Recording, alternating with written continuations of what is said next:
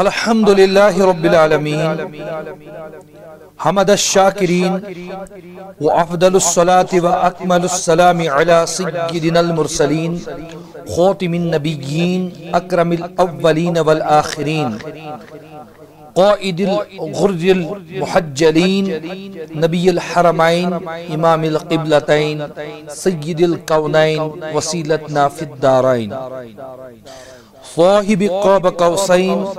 المزین بکل الزین المنزہ من کل شعین جد الحسن والحسین صلی اللہ تعالی علیہ وعلی آلہ وصحابہ اجمعین اما بعد قال اللہ جل وعلا فی القرآن المجید انا نحن نزلنا الذکر وان له لحافظون صدق اللہ مولانا العلی العظیم ونحن على ذلك من الشاہدین والشاکرین والحمد للہ رب العالمین۔ اللہ تعالیٰ کے لیے بہت حمد و ثنا اور تعریف و تمہیدات ہو اللہ رب العزت کے لیے، اور بے شمار درود و صلوات ہو آقا نعمت دریائے رحمت فخر موجودات حضرت محمد رسول اللہ صلی اللہ علیہ وسلم پر، جن کو اللہ تعالیٰ نے تمام عالمین کے لیے رحمت بنا کر بھیجا۔ معزز حاضرین، سامعین، سامعات، فیس بک کے ذریعے پوری دنیا میں ہمیں سننے والے حاضرین، السلام علیکم ورحمۃ اللہ وبرکاتہ۔ چونکہ آج ہمارا آپ کے سامنے روبرو ہونا کوئی عام ملاقات نہیں ہے، یہ ملاقات ایک مقصد کے ساتھ تعلق رکھتی ہے، جو تعلق ہر کوئی مسلمان ایک دوسرے کے ساتھ رکھتا ہے، وہ تعلق اسلام ہے۔ ہر کوئی انسان اس کائنات میں کسی نہ کسی دھرم کے ساتھ تعلق رکھتا ہے، کوئی ہندو ہوتا ہے، کوئی سکھ، کوئی عیسائی، کوئی دوسرے مذہب کا، لیکن بالتخصیص آج میں اپنے تمام فالوورز اور تمام جو ہمارے اسلامی بھائی ہیں، چاہے وہ کسی بھی تنظیم سے تعلق رکھتے ہیں، جنہوں نے کلمہ حق لا الہ الا اللہ محمد رسول اللہ صلی اللہ علیہ وسلم پڑھا ہے، ان سے آج میں مخاطب ہوں، اور اس کے علاوہ میں ان سے بھی مخاطب ہوں جو ہمارے بھائی غیر مسلم ہیں، یعنی جو مسلمان نہیں ہیں لیکن قرآن کے ساتھ محبت رکھتے ہیں، چاہے وہ سکھ ہیں، عیسائی ہیں یا کسی اور مذہب کے ہیں، لیکن قرآن کے ساتھ ان کا ایک تعلق ہے اور قرآن سے محبت رکھتے ہیں، کیونکہ قرآن عام کتاب نہیں ہے، عالمی کتاب ہے، یہ کوئی عام بک نہیں ہے، ایک عالمی کتاب ہے۔ چونکہ آج ایک آدمی وسیم رضوی اپنے آپ کو کہنے والا، اس نے قرآن مقدس کی توہین کی ہے، جس سے عاشقان قرآن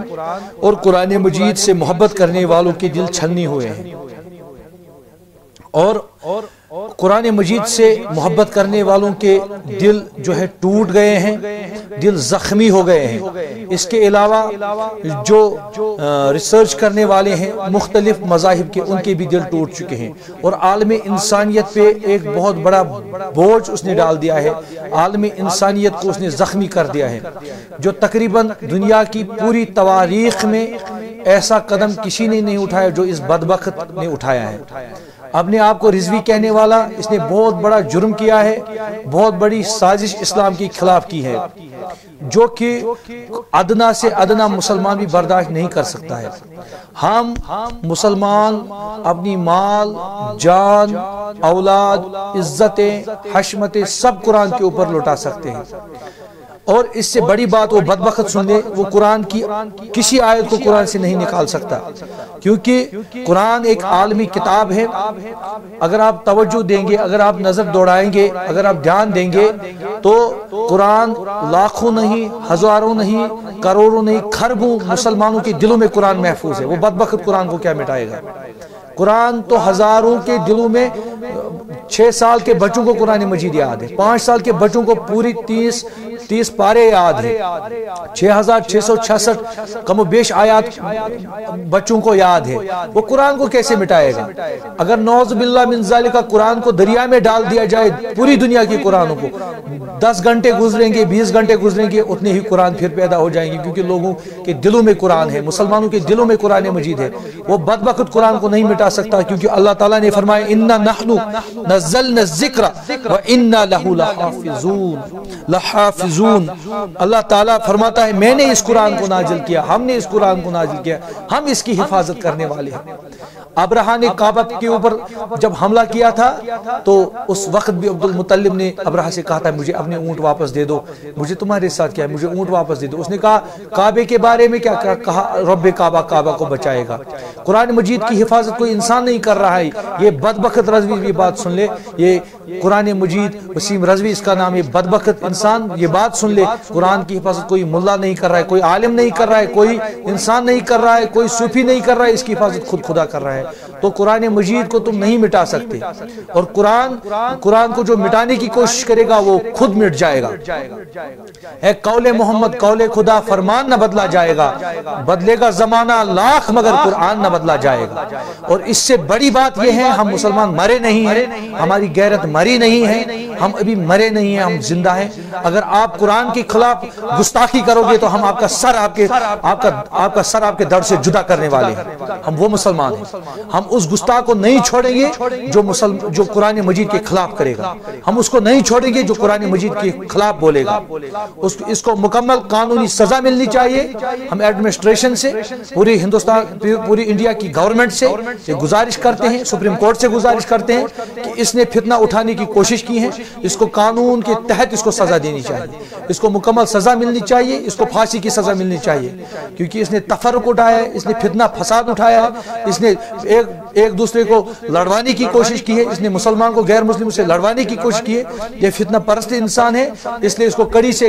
کڑی سزا ملنی چاہیے، ورنہ اگر اس کو سزا نہیں ملی، ہم تمام لوگ جو پورے ہندوستان کے مسلمان ہیں، خواجہ کے ماننے والے ہیں، اس کے علاوہ تمام جتنے لوگ ہیں ورلڈ کے مسلمان ہیں، وہ پھر احتجاج پر آ جائیں گے، وہ پھر اپنی جانیں دینے کے لیے تیار ہیں، کیونکہ قرآن مجید کوئی عام کتاب نہیں ہے، یہ ایک عالمی کتاب ہے، عالمی شہرت یافتہ کتاب ہے، آسمانی کتاب ہے، اور یہ نہ بدلی ہے نہ بدلے گی قیامت تک۔ اس لیے میں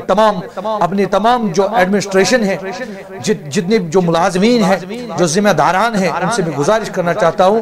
ادارت اسلامیہ کی طرف سے اور اپنی طرف سے میں ان کو گزارش کرنا چاہتا ہوں کہ وہ بالخصوص اس وسیم رضوی بدبخت کو جلد سے جلد گرفتار اس کو کر لیا جائے، اور قانون کے طور سے اس کو سزا دی جائے۔ جو اس نے یہ گستاخانہ لہجہ اختیار کیا ہے، فتنہ شر پسند انسان نے، کیونکہ یہ یہودیوں کا ایجنٹ ہو سکتا ہے، یہ دوسرے انسانوں کا ایجنٹ ہو سکتا ہے، جو مسلمانوں کے اتفاق میں تفرق ڈالنا چاہتے ہیں، جو ہندو مسلم یہ ایکتا کو توڑنا چاہتے ہیں، یہ انہی کا کوئی ایجنٹ ہوگا، یہ مسلمان نہیں ہے۔ پہلی بات یہ ہے کہ یہ مسلمان نہیں، فتویٰ بھی آپ سن لیں، بالکل غیر مسلم ہے، کافر ہے۔ کافر اسی کو کہتے ہیں جو ایسی باتیں کرے، جو انکار کرے اللہ رب العزت کا، قرآن مجید کا انکار، رب کا انکار ہے، قرآن مجید کا انکار، حضور صلی اللہ علیہ وسلم کا انکار ہے۔ پہلے اس کا مسلمان نہ کہا جائے، اس کو کوئی وسیم پسیم نام نہ دیا جائے، بدبخت کافر ہے، یہ ذلیل کافر ہے، اور اس کو یہ فتویٰ بھی دیا جائے کہ یہ مکمل مسلمان نہیں ہے، بالکل کافر ہے، یہ اسلام سے خارج ہو چکا ہے، اور مکمل یہ اسلام دشمن ہے۔ دوسری اس کی بات یہ سننے میں آئی کہ اس نے ابو بکر صدیق رضی اللہ تعالیٰ کا نام لیا، فاروق اعظم رضی اللہ تعالیٰ کا نام لیا، حضرت عثمان غنی رضی اللہ تعالیٰ کا نام لیا، حضرت مولا کائنات کا اس نے نام نہیں لیا۔ اس سے یہ بات ثابت ہوتی ہے کیا مولا کائنات نے جب علیہ السلام نے خلافت کی تھی تو کیا انہوں نے قرآن کو، کیا انہوں نے نعوذ باللہ من ذالک پھر قرآن میں تفرق ڈالا، نعوذ باللہ من ذالک، جیسا اس کا کہنا ہے؟ اور یہ شیعہ برادری کو بھی اپنے لپیٹ میں لے رہا ہے، شیعہ برادری کو بھی بدنام کر رہا ہے۔ کیا مولا کائنات سے نعوذ باللہ من ذالک پھر غلطی ہوئی؟ نعوذ باللہ نعوذ باللہ نعوذ باللہ نعوذ باللہ خاکم بدن، کیا ان سے پھر نعوذ باللہ غلطی ہوئی؟ انہوں نے نہیں دیکھا کہ جس میں یہ آیتیں ہیں، انہوں نے کیسے برداشت کر لیا؟ پھر اگر یہ 26 آیتیں نہیں تھی تو مولا کائنات نے پھر کیسے برداشت کر لیا؟ اس کو یہ بھی پوچھا جائے۔ اور یہ مکمل نہ یہ شیعہ ہے، نہ یہ سنی ہے، نہ یہ مسلمان ہے، یہ بالکل کافر ہے، اور یہ کافروں کا ایجنٹ ہے۔ ہم اس کی پرزور الفاظ میں مذمت کرتے ہیں اور اس کے لہجے کی مذمت کرتے ہیں۔ وما علینا الا البلاغ، والسلام علیکم ورحمۃ اللہ وبرکاتہ۔